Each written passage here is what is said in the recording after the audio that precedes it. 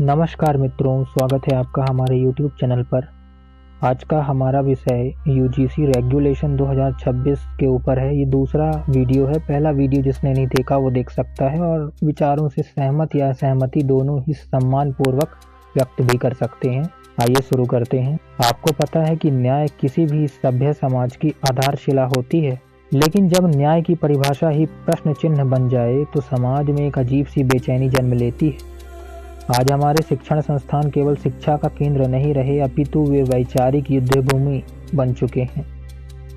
एक और सदियों के ऐतिहासिक अन्याय को मिटाने का संवैधानिक वचन, तो दूसरी ओर एक नई पीढ़ी की यह आशंका है कि कहीं अतीत को सुधारने के प्रयास में वर्तमान के साथ अन्याय तो नहीं हो रहा है। यह द्वंद्व किसी भी एक छात्र का नहीं बल्कि संपूर्ण भारतीय शिक्षा व्यवस्था का है। वर्ष 2025-26 भारतीय अकादमिक इतिहास में एक निर्णायक मोड़ लेकर आया है।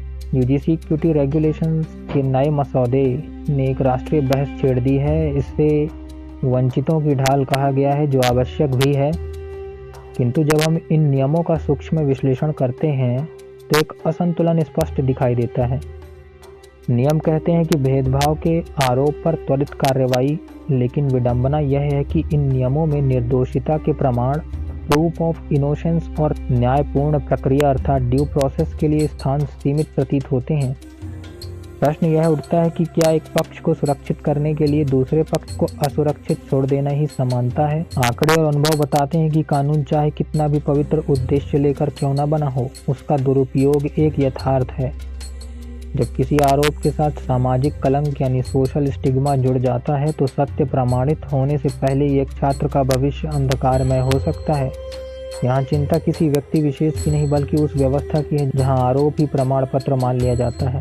यह बात नहीं है कि आरोप झूठा है या सच्चा, परंतु एक बार तो हमें विचार करना चाहिए कि आरोप असल में है क्या। आरोप कई तरह के होते हैं। एक तो जो स्पष्ट नजर आता है, उसमें तो कोई संदेह नहीं कि गलती हो सकती है, परंतु एक आरोप जो दिखता भी नहीं, समझ में भी नहीं आता। क्या केवल शक की गिराह पर रखना तो अनिवार्य प्रतीत होता है, परंतु क्या इसके लिए उसका पूरा जीवन दांव पे लगा देना उचित है?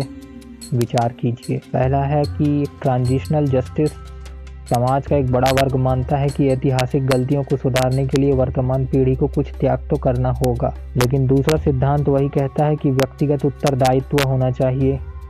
क्या 21वीं सदी का एक नौजवान जिसने कभी किसी के प्रति द्वेष नहीं रखा, उसे उसके पूर्वजों के कृत्यों के लिए उत्तरदायी ठहराया जा सकता है? क्या हम एक दोष मुक्त समाज यानी गिल्ट फ्री सोसाइटी की ओर बढ़ रहे हैं, या हम अनजाने में ही नई दरारें पैदा कर रहे हैं? विश्वविद्यालय संवाद के केंद्र होने चाहिए? संदेह के तो बिल्कुल नहीं, क्योंकि यदि एक कक्षा में बैठा छात्र अपने सहपाठी मित्र को मित्र की बजाय संभावित खतरा मानने लगे, यहाँ शिक्षा की मूल आत्मा की हार हो जाएगी।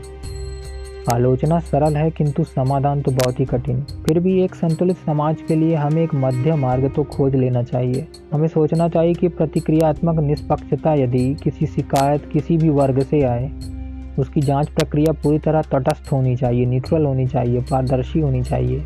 आरोपी और पीड़ित दोनों को अपनी बात रखने का समान अवसर तो मिलना चाहिए, बिना किसी पूर्वाग्रह के। कानून की पवित्रता तभी बनी रहती है जब उसका दुरुपयोग रोक दिया जाए। किसी को डराने के लिए नहीं बल्कि सत्य की रक्षा के लिए तो अनिवार्य है। हमें स्वीकार करना होगा कि शोषण का स्वरूप बदल चुका है। आज शोषण का आधार केवल जाति नहीं बल्कि संसाधन और शक्ति भी है। अतः न्याय की परिधि के आर्थिक रूप से कमजोर प्रत्येक छात्र को शामिल करना होगा, चाहे उसकी सामाजिक पृष्ठभूमि कुछ भी हो। अंततः संदेश किसी एक समुदाय के लिए नहीं बल्कि हम सब के लिए है, क्योंकि हम सब भी समाज में ही आते हैं, अन्यत्र हमें भी इसे झेलना ही है। तो इससे बचने का उपाय क्यों ना खोज लिया जाए भाई, कि सबके साथ हम न्याय कर लें, सबके साथ प्रेम प्रीतिपूर्ण व्यवहार कर लें। इससे बेटर ऑप्शन तो मुझे कहीं नजर ही नहीं आता। यह एक संवैधानिक संरक्षण आपके उत्थान की सीढ़ी है। मैं आरक्षित वर्ग से यही कहना चाहूंगा कि आपके उत्थान के लिए है। इसे अपनी मेधा और परिश्रम से इतना ऊंचा ले जाएं कि कल किसी को आरक्षण की आवश्यकता ही न रहे। शक्ति का प्रयोग संयम के साथ करना ही सच्ची शक्ति है। हताशा को आक्रोश में ना बदलने दें। लोकतंत्र में संवाद ही सबसे बड़ा अस्त्र। अपनी चिंताओं को तर्कों के साथ पटल पर रखें। स्मरण रहे, श्रेष्ठता किसी विशेषाधिकार से नहीं अपितु आपके चरित्र और क्षमता से सिद्ध होती है। एक राष्ट्र के रूप में हमारा लक्ष्य विभाजन नहीं एकीकरण हो।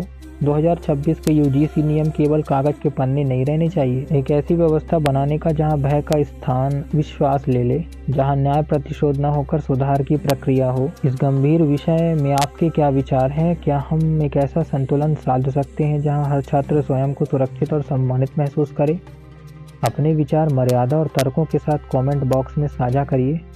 आइए एक जागरूक समाज का निर्माण करें। आज के वीडियो में इतना ही। धन्यवाद। यदि किसी जाति विशेष, मत, पंथ या संप्रदाय के प्रति कोई भी भूल हुई हो तो उसके लिए हमें क्षमा कीजिए। आज के वीडियो में इतना ही। धन्यवाद।